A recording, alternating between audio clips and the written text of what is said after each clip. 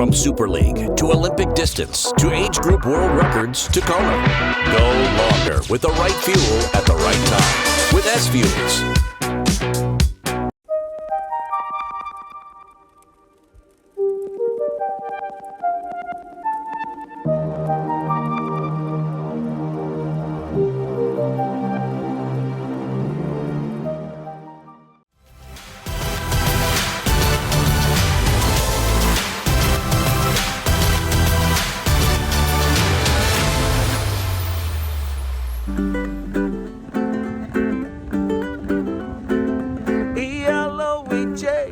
Aloha in our day, spread a little aloha around the world at breakfast with Bob. Thank you, Poncho Man. Welcome, everybody. Breakfast with Bob, our Not Quite Kona edition. My name is Bob Babbitt. We are brought to you by Master Spas. As fuels go longer, Hoka Let's Fly, Form Smart Swim Goggles, Zoot, the original triathlon brand, Premium Plus Sports, Quintana Roo, Mission Pacific Hotel in beautiful Oceanside, and of course, our Challenged Athletes Foundation. In our first 30 years, we've now raised over $147 million and sent out over 40,000 grants to keep challenged athletes in the game of life through sport.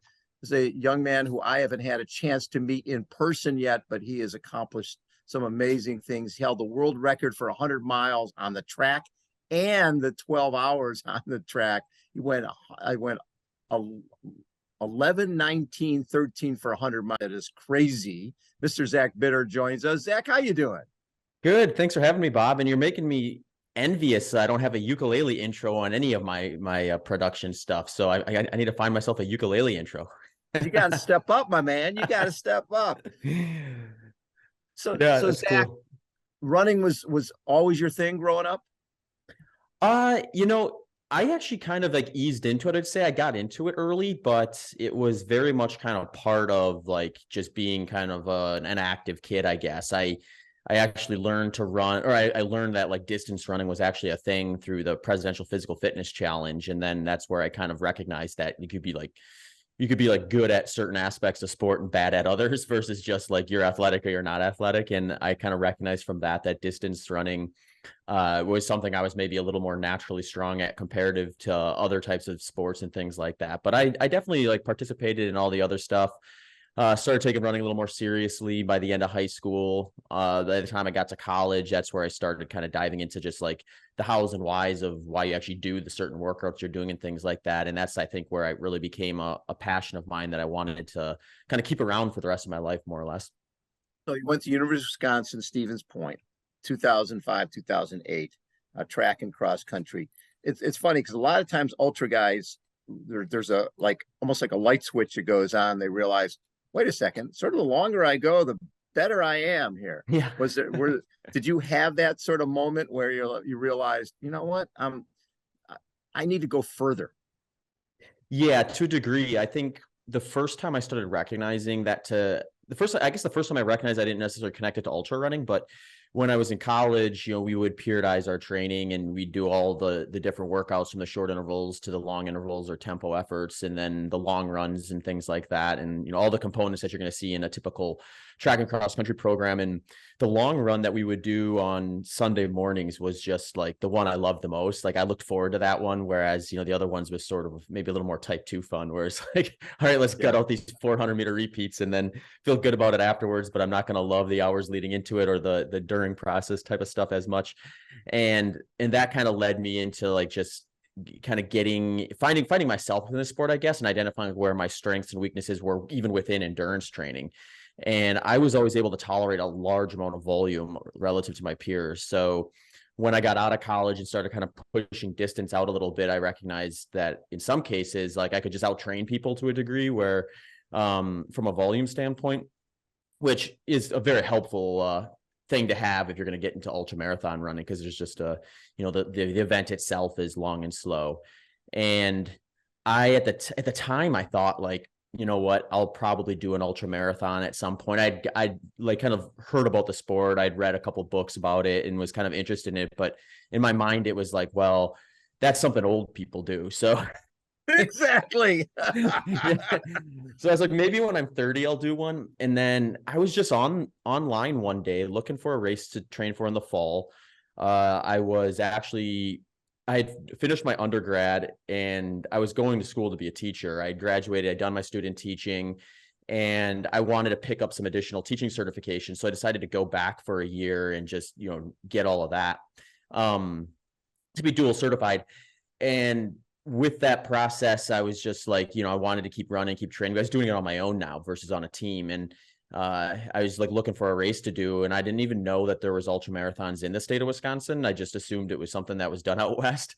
Exactly. And I saw there was this 50-mile race that was like within 90 minutes of where I was living or something like that. And thought, you know what, maybe I'll just do it. I think I was 24 at the time. I was like, I'm going to do it. Then I'll probably not do another one until I'm in my 30s or something like that. But it'll be fun just to kind of see what the experience is like, do something a little different, and then kind of know what I'm getting into down the road if I do decide to kind of do that. So I did my first 50 miler at the end of 2010 and just loved it. It was just such a unique experience, the training for it, the race itself. And yeah, that kind of got me much more interested in starting it sooner. So by that time, the following year, I was kind of all in on ultra marathons. Did you go through the whole marathon process? Did you do a whole bunch of marathons and just feel like I want to go a little longer? I did some marathons, but my progression into that was like pretty unstructured in the sense that I finished college. I sort of wanted to just run for the sake of running to a degree. So I spent a lot of time just building volume and did very little to no speed work. And I would jump in marathons from time to time just for like a goal to put on the calendar. But I really didn't do it like knowing what I know now, I would have trained much differently if I was trying to like maximize my potential at the marathon distance. So like I never really have done what I would consider like a very well structured marathon buildup to the point where like I'm fine tuning that event. So I sort of jump past the marathon to some degree, but I still jump in them from time to time as kind of like long, hard runs if they fit within the schedule for what I'm training for with ultra marathons and things like that. So when I look at, so like I said, 2010, you started ultra endurance, and you found that with sort of back then everybody was carb based. Everything was about carbs and how many carbs your body can handle. But you were noticing you weren't sleeping well, big energy swings, inflammation of the ankles, that type of thing. How did you adapt to, or how did you clear up those issues? Because everybody, I just remember from my days of doing Ironman stuff, it was all about carbo loading Thursday night. You know, that was just the way it was. But you were going a different direction, primarily to end up getting rid of the big energy swings and cure the sleeping issues. Yeah. It was kind of a weird experience for me because like historically I'd always been like a really good sleeper, even through college when I was, training. I was still training really hard. I just wasn't training for ultra marathons. Right. And, I followed your typical like moderate to high carbohydrate endurance athlete protocol. Like when I started getting a little more serious about just the application of training across the board versus just doing the workouts the coach told me, I eventually found myself looking at like, well, what are endurance athletes supposed to eat? And, you find all that kind of the carb based type stuff. So I did that, and it didn't seem to be problematic for me in college when I was doing those distances. Or even for the first like year or so out of college. But once I started doing ultra marathons, I started recognizing I did my first like season of racing ultra marathons. At the end of it, just kind of reflecting on it, it just seemed like it wasn't something that was going to be sustainable to keep doing it. So I had to make some sort of compromise, whether that be like with the training protocol I was doing or, somewhere. And I didn't really want to change the training protocol if I didn't have to. So I thought like, maybe I'll try manipulating diet somehow. And the only really reason that I even gave that any sort of consideration was because earlier that year when I was starting to really rack up a lot of training volume, and I'd have like sometimes 20 hours worth of training on top of a full-time teaching job. It was just like, I'm really kind of doing a couple things all the time. And like, where can I kind of fit something into this schedule that is going to give me like another reason to be out here and listening to podcasts during some of those runs was one of the things I would try to do, because my thought was, if I have a question I want to try to answer, or something I want to learn more about, I can listen to a podcast while I'm running and hopefully kind of get two benefits from that time spent versus just one. And that's where I kind of started learning about that there was even a low carbohydrate type of an approach to training at all. So that kind of led me to like Dr. Jeff Volek and Dr. Stephen Finney's work.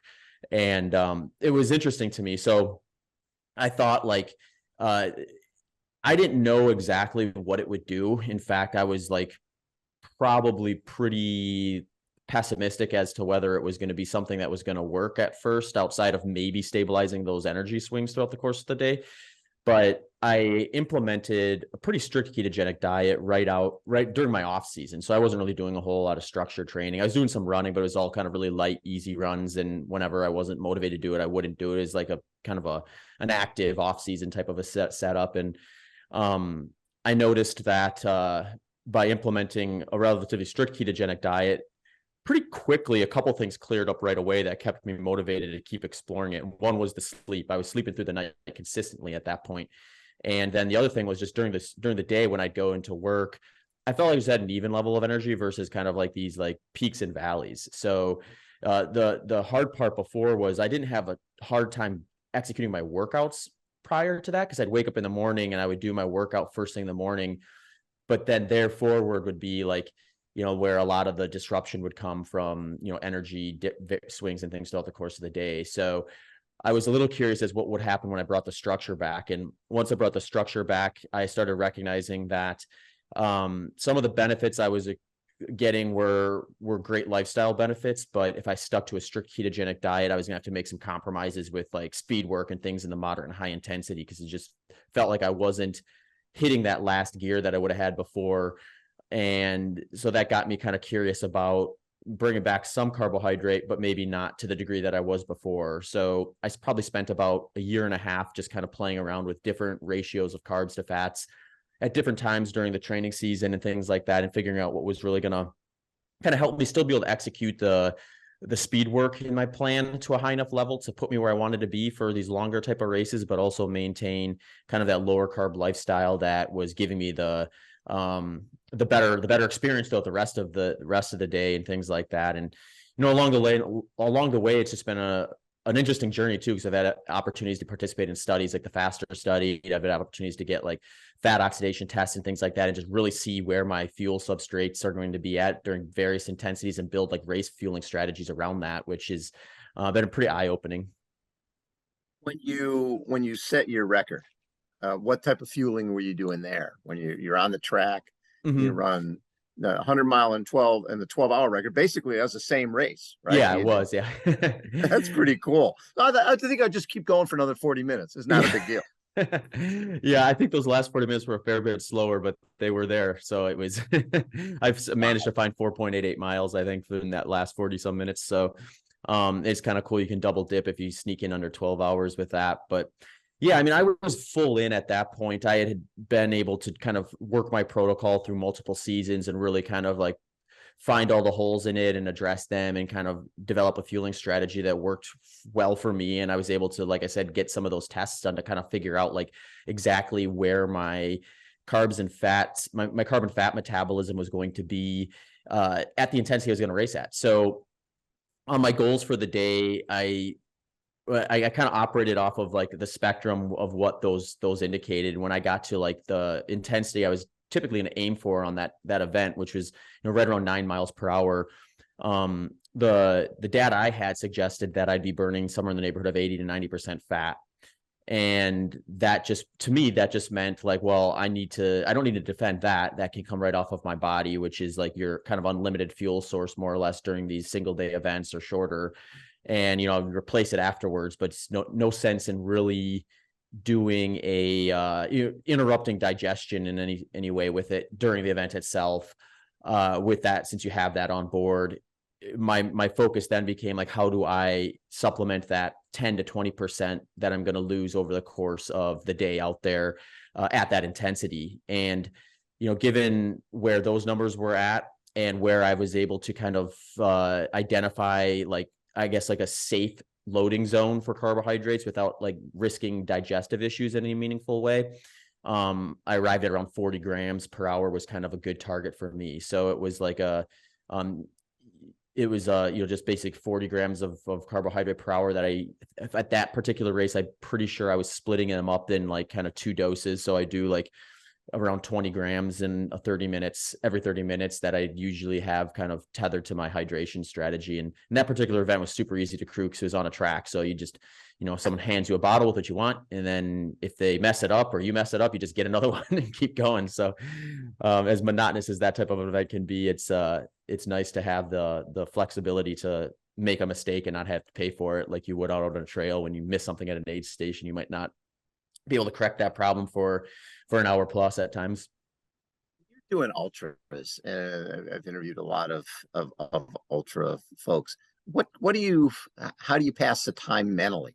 Because you're out there for so long, and I'm sure there's the highs and lows that go along that we've all seen. And at least in triathlon, you're swimming for a while, you're biking for a while, you're running for a while. You're running, period. Mm-hmm. Yeah.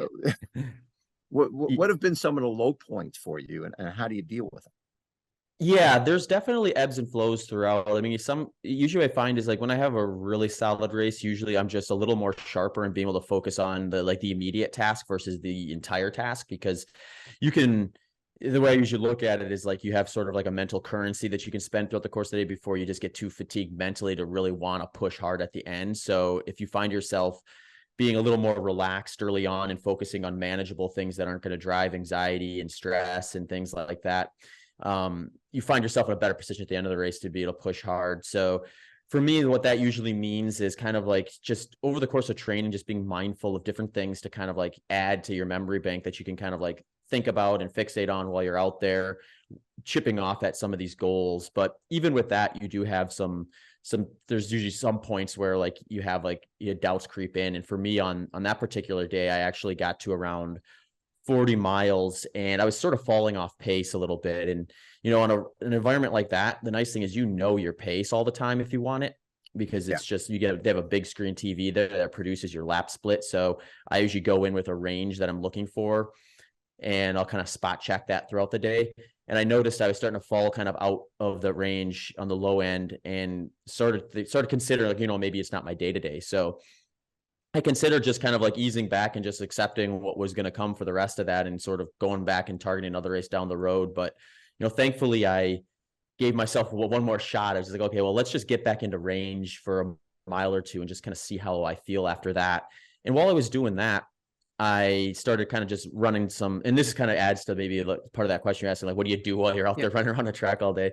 I started like running numbers as to like, well, if I hit this pace, I'll get to 50 miles at this time. I'll get to 100K at this time. And just kind of thinking about like where that would put me position wise in terms of running, at least a PR, if not a world or American record. And that kind of gave me some small targets to aim for. Within that, I got back in range and actually started feeling better as I kind of progressed. So I actually got to 50 miles sooner than what I had calculated when I had done that math in my head. And then I got to 100K faster yet. So then I started having momentum kind of spiral in my direction. And at that point, when you're 100K into a 100-mile race, you're getting pretty close to the distance of what you likely did for like your longest long run or the average of your long run development. And for me, that's always a good spot. If I'm feeling relatively decent at that point, then I can kind of reposition my mindset from I'm running 100 miles today to I just have to do one more long run, which I'm likely going to do quite a few of in the final like 4 to 6 weeks leading into an event like that. So I got to that point thinking, well, the next stop is just getting in within the range of my longest long run and then just kind of reassess where I was at. And when I got there, I was feeling about as good as I did all day, around 70 miles in. And, from there, I ran some of my fastest splits of the day at the end of that race. So it was one of those things where like, if you can get a positive mindset spiraling in the right direction, it really does exponentially improve your day versus you let that negative seed get in there and have it disrupt things. Your mind will find a limitless number of excuses and reasons to slow down and continue to slow down. So the way I like to look at the track is like, since everything is all available to you, if you run slower, it's very obvious. It's not like on the trails where, I went slower that mile, but there was more climbing, or, on the track, it's like, if you're 2 seconds slower, you're 2 seconds slower. There's nothing in your way that's other than yourself. So I think things spiral out of control a lot faster on the track for that reason. So it's a little more important, I think, to have a little bit of an idea of how to like navigate those lows and recognize when they're sort of like just your mind playing games with you to try to like trick you into not wringing yourself dry that day, which it tends to do in these events. So when this is 2019, you take 11 minutes off the world record, 20 minutes off your own US record, and then basically the world shuts down. You've just done right. All of a sudden we move into COVID, and it's always difficult on the way. And it's really hard when you're on a roll. You're coming off of setting your world records. How did you deal with the whole COVID time? Yeah, there's kind of a couple of ways, I think, like to look at it. One was like I had a very heavy racing season, or a little bit of a different. I typically train with a fair bit of races, considering the sports like the distance of the running that we're doing. I mean, it's not uncommon that I'll do more than 6 ultra marathons in a year. It's really uncommon that I'll do more than like 2 or 3 at a level where I'm just like completely like drained afterwards, because I was able to just execute things perfectly and really kind of put it all out there, so to speak. And 2019 was maybe a little different, and just like I found myself feeling quite well at some of those events, and I probably had a few more than normal where I was able to kind of really push. So some of it was probably good, just to kind of like let everything catch up a little bit after a year like that. But at the same time, like, yeah, I think like having that consistency and that protocol that works well for you in place is definitely something that is valuable. So yeah, not having access to events was difficult. I actually had a race get canceled pretty close to when I was starting to peak for it, which, then you're at that point, I had put a few months of training in already. And I just tried to like make the best out of a bad situation, and ended up doing a treadmill 100-mile 12-hour effort in, I think it was May of 2020, as a filler for the event I was going to do. So even COVID will run 100-mile races. They get creative. But you live streamed that, right? That's a lot of pressure. Yeah. Yeah, it was an interesting event. I think like I'm not sure super conducive to given the fact that I was jammed in a really small room. I think like these sort of things are probably better off in like a big convention hall, when you have like circulation, things like that, and less things that can potentially go wrong, because you have a full staff of people there that can like remedy any like technical difficulties and things. Given the nature of like the situation with COVID and everything, it was a blast to do, and I think it was fun bringing. And we brought in like over 30 guest speakers to come in throughout the course of the day, and some of the big names in ultra running, like Courtney DeWalter, and some big names out of the ultra community, like Bert Kreischer, the comedian, came in. And I met Bert a couple of years prior, and I asked him, hey, I'm doing this live stream treadmill thing, you want to come on? I thought he'd like at best come on for like 5-10 minutes and crack some jokes and then have to get out. But he came in and ended up like staying well past his slot, which was awesome. He was there for over an hour, and he was just like, they almost talked him into running a 100-mile race by the end of it. So that guy's hilarious. Yeah. So it was pretty cool to have that experience and kind of create, I guess, more like a bit of an entertainment type of a situation for people who are curious about hearing some of those other people talk. Which is probably just a much better experience than just watching me grind out miles on a treadmill all day long with silence behind it. So it's cool to probably watch the end of something like that, but in terms of just like the appeal to watch someone run on a treadmill with no entertainment outside of that, is my guess would be fairly low. So when did you connect with Leighton and SFuels? So we started working together at the beginning of 2020. So yeah, right before the pandemic hit, is when I started kind of working with SFuels. And in terms of how did that work with the diet you'd already started working with? Yeah, pretty much the reason why I wanted to work with SFuels, because like before that, there really wasn't a sports product that actually mapped out what I was doing.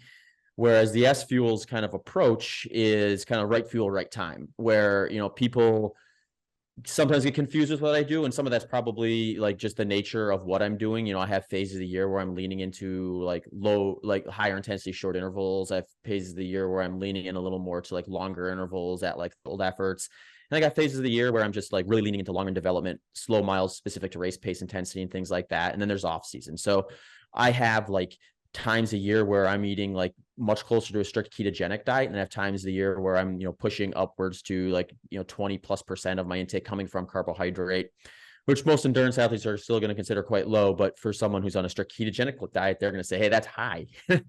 And, you know, SFuels, I think, recognizes that like there's when you're looking at performance, it's not a carbs bad, fats good type of black and white message there. It's a how many carbohydrates are you going to require based on your fat oxidation rates, and how do we support your fat oxidation rates to their maximum without compromising performance?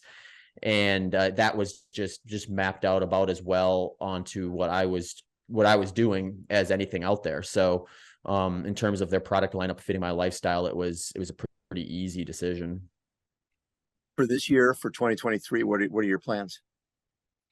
Yeah, so I'm going to do a couple kind of races that I think will be fun. I'm going to go back to the Pettit Center where I set that record in 2019. It's in June this time around. So that'll be kind of where I think I can probably have my fitness back where I was at. The hard part for me was after the pandemic ended and races were really open again, I decided to get injured, which is it was like I could have gotten injured a year earlier when there was no events, and that would have been a nice little match. But thankfully, that hasn't been the norm for me. I have a few injuries that have erupted more than just like, you know, a few weeks in training, or like I've only had one other race get taken off my schedule that was a meaningful thing from an injury. So, you know, I've had a little bit more of an uphill battle kind of getting back to the fitness because of that. But I think by June, I should be in a pretty good spot to take a good swing at a fast 100-mile time and then have that kind of same environment that I did it in before. So that's kind of like the key race. I'll do some other races between now and then as kind of like build-ins or tune-up races to the kind of design that I described earlier. Second half of the year, I'd like to do some more. I'd probably do some runnable 100-milers, but maybe a little more trail-based than certainly more trail-based than the track. So something like Javelina or something, that would be an interesting one for me to jump into in the back half of the year. But I'm probably going to wait until I get through the race in June to really kind of make a call on that, because one thing I've learned with ultra running is, since there is a lot of flavors within the sport, if you stick to one for too long, you start to kind of get a little bit in a rut from just like doing the same thing over and over again. But you can switch things up quite a bit by like moving from the track to a trail race, or moving from the 100-mile to 100K, or have something that kind of like adjusts the way you prepare enough to keep things fresh and exciting. So I'll kind of assess how I feel motivation wise to do as to what I kind of want to prepare for and make that call. We almost had you at Catalina earlier this month. Yeah, no, that was supposed to be my first ultra of the year. Unfortunately, I couldn't make it out there because of travel issues with everything. And yeah, the airport scene has not quite rebounded yet from the whole pandemic, and then everything else that kind of comes with that sort of complication. But hopefully for that race down the road, because it looks like a pretty cool one to be part of. They're really fun. With the amount of running you're doing, I remember I've asked a couple of different ultra guys this. You're out there middle of nowhere in your training. You see a lot of stuff on the trails, on the roads, roadkill, all sorts of weird stuff out there. What's the weirdest thing you've seen while running? Oh, that's a good question.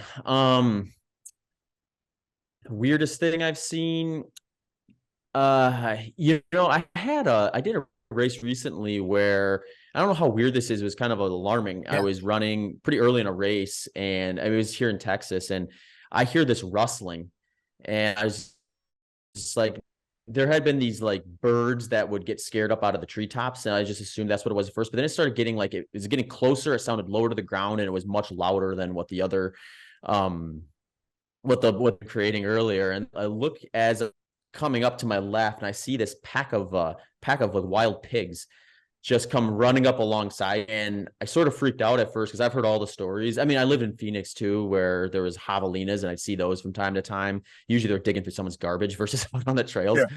But like I've heard the stories of like how aggressive they can be, and if you don't want to kind of get in their way. So I just grinded to a halt and let this like pack of 7 to 8 wild pigs just like blast past me about 10 feet in front. And there was one really big gnarly one right at the very end of the pack. So I'm not sure if he was following, chasing, or what was going on with that. But I just remember thinking to myself, had I been like a few seconds earlier and had crossed that pack at the wrong time, I might not have, my 100-mile race might have ended at 7 miles and I would have been in a hospital versus a finish line.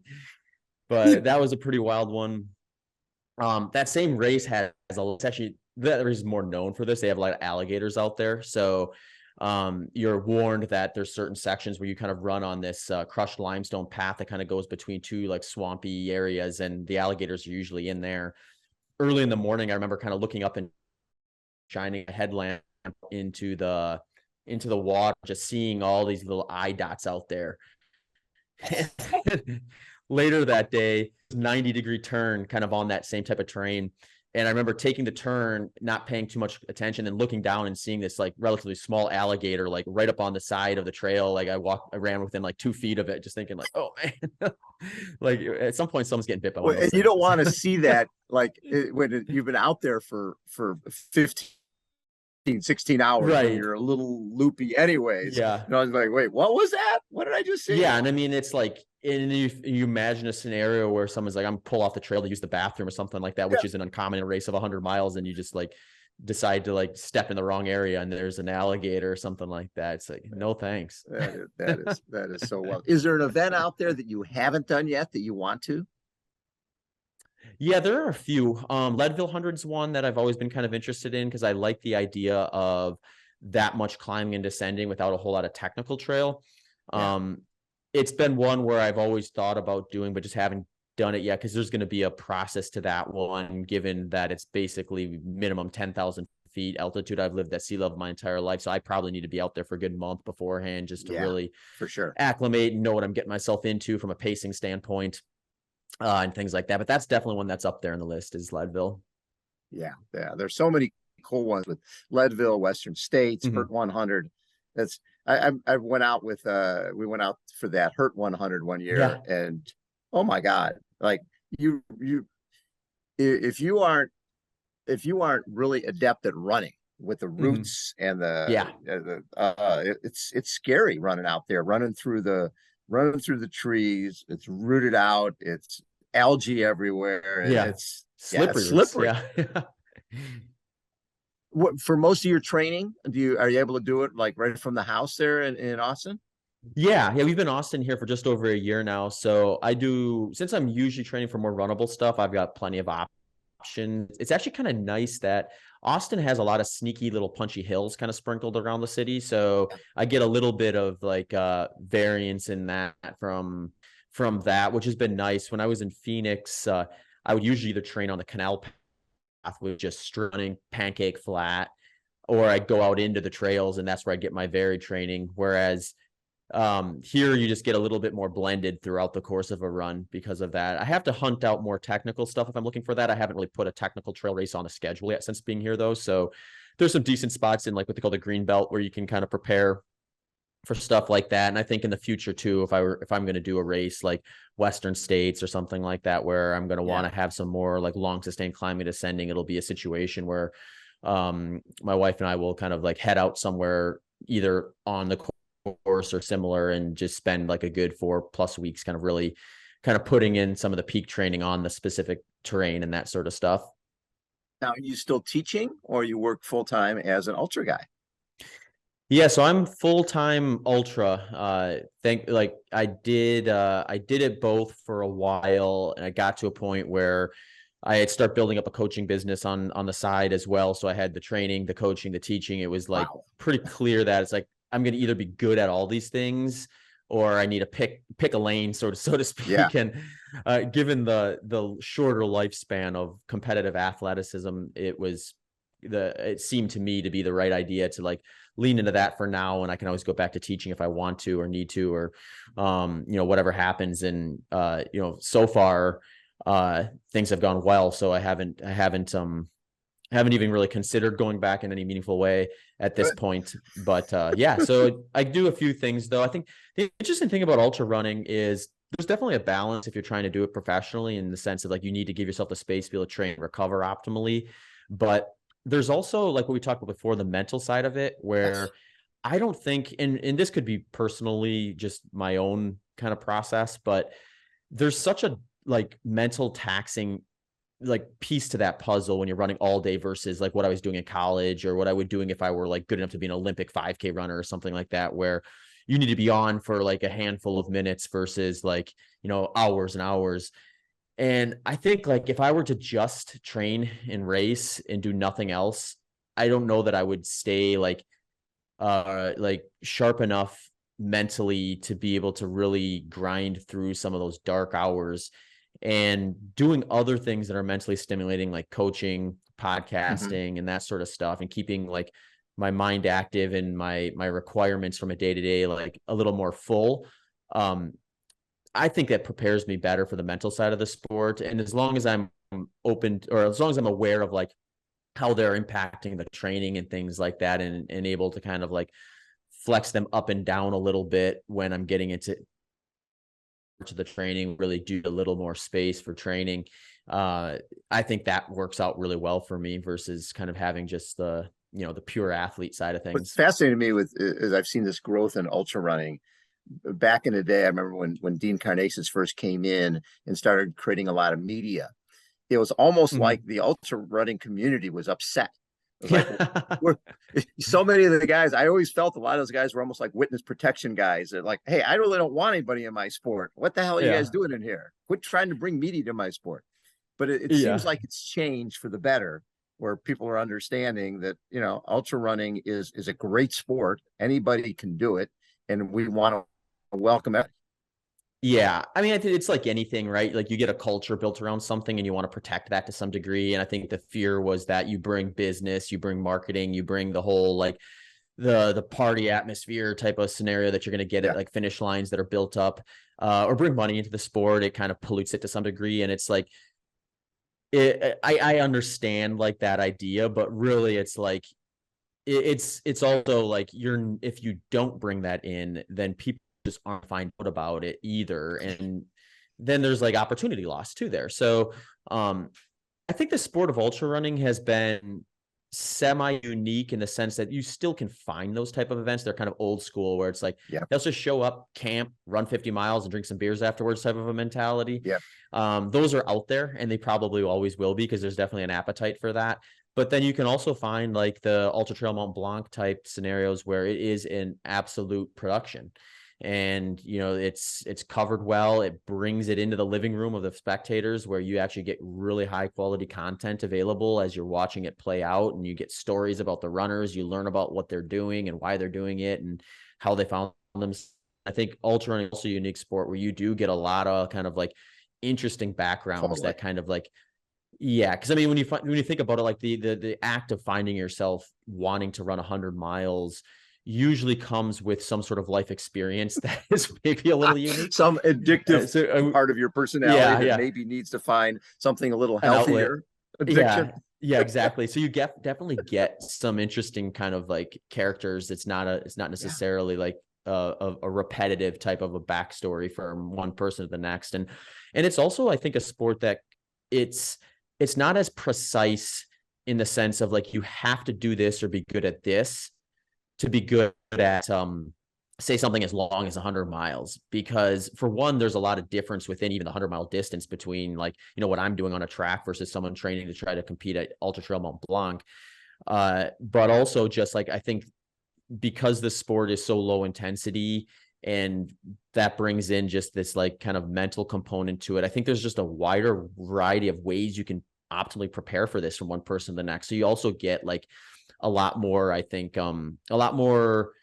variance in that, where, you look at like the list of Olympians that are lined up at the 5K, most of them probably trained in a relatively tight manner in terms of what they were doing from one person to the next. It's unlikely that each one of them is going to have a drastically different training protocol. Whereas you might have like the top 10 people at Ultra Trail Mont Blanc, you know, some of them might have spent all winter skiing, where the other one spent all winter running. And you just have like a lot of different, I think, options to do different types of protocols and different cross training type things when you get into some of the, especially some of the trail side of the sport. I think we're seeing it in both, triathlon, actually all of it, triathlon, cycling. The longer distances used to be the bastion of the older, right? You sort of, yeah, you when you got to a point where you were too slow to be competitive at 5K, you moved to the marathon or 10K. Yeah. You moved 10K and then marathon. Then when you got to the point where you weren't competitive marathon, okay, I'll try an ultra. Now people are jumping in because they're attracted to it. And a lot of that's because of the media that's been out there. And they're jumping into ultra, they're jumping into Ironman, they're jumping into UTMB a lot younger, which I think is great for the sport. Yeah, no, absolutely. There's definitely been youth in the sport. And I think when I got into ultra running, it was like really starting to swing up, and it's just basically grown ever since. And I remember the conversation was like, oh, we're going to start seeing a lot more younger people winning these races. And before you know it, it's going to be just like every other sport where you're going to have all people in their like late 20s, early 30s winning everything. And to some degree, that demographic has definitely picked up momentum in terms of where they previously would have been from a competition standpoint. But we're also seeing just like a lot of stuff, some of the back end too, like older runners you wouldn't maybe not always expect to still be competitive, doing quite well. So we have like right now we have a situation where on the men's and women's side, the 100-mile through 24-hour records are held by 41-year-olds. So it's like there is, I think, some reason still to believe that there is like maybe a longer potential career path as long as you don't destroy yourself too early too. So it'll be really interesting to see what some of these like highly competitive folks that got into the sport early, like the Jim Walmsleys of the world, will be able to do if they're still in one piece at age 40, when they have that kind of experience built up of a decade and a half, plus the not having their skill set that is most important to run a strong 100-mile race be dissolved by lack of ability any longer, because they've just gotten too old to participate in it the way you'd see like running back in the NFL or something like that. It's a fascinating time. I love it, and I love seeing. I always love seeing young guys come into, like, in terms of Ironman, coming in and getting involved and being successful. My concern is always when you start seeing them do 3, 4, 5 a year. Yeah. When they're 23, 24 years old, you're like, okay, are they going to be there when they're 30? Yeah. Or are they going to be done? So that's when you go back to maybe there was that process of 5K, 10K, half marathon, moving to ultra makes more sense from professional for longevity purposes. Yeah.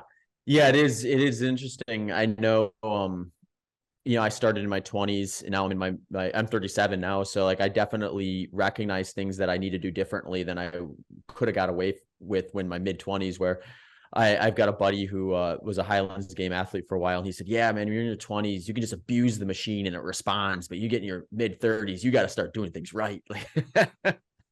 But I remember talking to a number of, like, in terms of runners, like a Rod Dixon, who was obviously elite marathoner, came from a bronze medal at 1500, and then won New York City Marathon, 208, 59, something like that.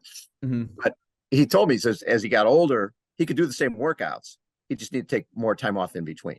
Yeah, right. Those high end workouts are there, but you need more recovery between those really tough sessions. Yeah. I think Meb talked about that too when he kind of got to a certain age. He's like, well, you know what I did? I just switched from a 7-day training cycle to a 9-day training cycle. And it's like, exactly, start earlier, and then you just fit it in 9 days versus 7. And that's what worked. And that's what kept me competitive and at my peak for a longer. And it's like, yeah, it makes sense. You just got to adapt when the body says it's time. I also think the other thing is, back in the day, people didn't share what they were doing. Yeah. You're the runners and triathletes, nobody, the double secret training, nobody would share anything. Now, every high school kid knows what the top runners are doing. They're sharing it on social. They're saying, they're basically, the mentality is, if you can do it, have fun with this. Yeah. There's no surprises when you're putting out your workouts leading into when you're going to average 7-minute miles for 100 miles. that's a big deal. Someone's going to be able to do that. You know, it's like more power to them. Yeah. Yeah. It's interesting now with social media, because now like athletes have sort of this like off ramp to some degree if they build a brand out alongside their career that can kind of stabilize their lack of competitiveness when they get too old or they're no longer able to really go through the rigors and want to kind of transition to something else. And I think like, you know, part of that process is just being a little more open about what you're doing. So people are like curious about following you and attaching themselves to your content. And I think that's kind of a cool, I mean, I like that because I've never been like, Sure. you know, coming from a teaching background, I've always been like, yeah, you share. So we all learn like this, you know, we want to have these different options of how to prepare for these things available to people so that, you know, there'll likely be an approach that fits like the population level majority, but there's a lot of people that are going to be on either side of that it's not going to work for, and they need to be able to find out what's going to work for them. And if professionals are sharing that, they can kind of see the other options that are available if for whatever reason the kind of standard protocol doesn't work out. Zach, thanks so much for taking so much time. What a treat to get to chat with you. Yeah, it's been awesome, Bob. Thanks so much for having me on. All right, Jack Bitter's been our guest again. Breakfast with Bob, not quite Kona edition. We'll catch you guys next time. See ya.